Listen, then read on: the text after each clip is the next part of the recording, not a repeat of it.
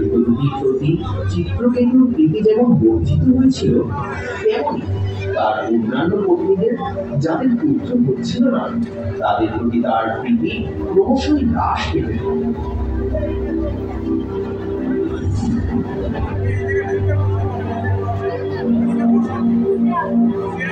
রাজা তাদের প্রতি উপেক্ষা করার ফলে তারা ঈর্ষায় নিজেদের ধিক্কার নীতিতে অনুতাপ করতে লাগলো।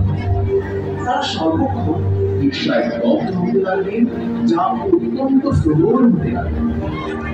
ক্রমশ তাদের নির্দেশ বৃদ্ধি পেয়ে তাদের বুদ্ধি নষ্ট হতে লাগলো।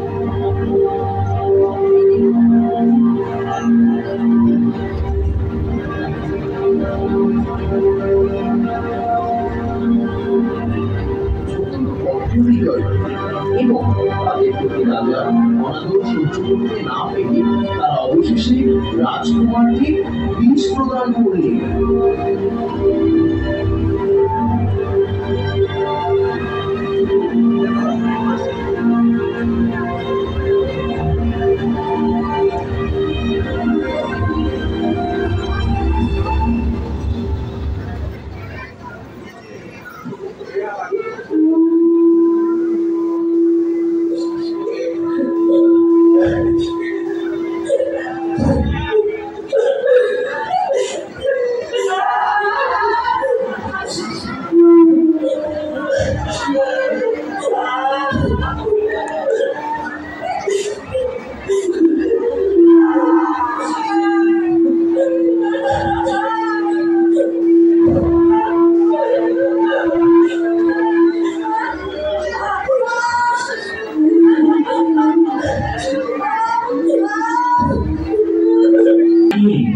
তার সঙ্গে তোমার কি সম্পর্ক? তুমি বলতে পারো তুমি তার পিতা এবং সে তোমার কিন্তু তুমি কি তেমন কালের প্রভাবে জড়দেবতার জীবদের কখনো মিলন হয়, আবার কখনো বিচ্ছেদ হয়।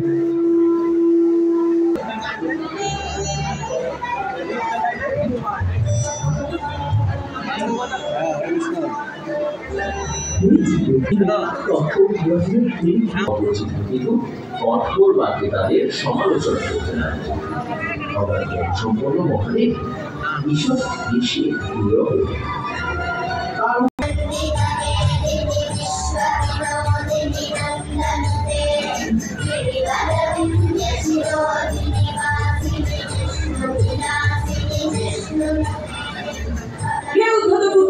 তুমি সাধুদের দ্বারা পূজিত ভগবান শ্রীকৃষ্ণের পাদপদ্মের আশ্রয় লাভের অযোগ্য, কারণ তুমি দুর্বিনীত এবং অহংকারে মত্ত।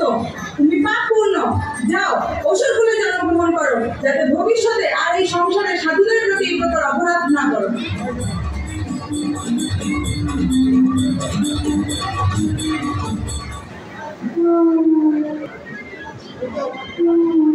হে মাতা, আপনি যে আমাকে অভিশাপ প্রদান করলেন তা আমি অঞ্জলিটা গ্রহণ করছি।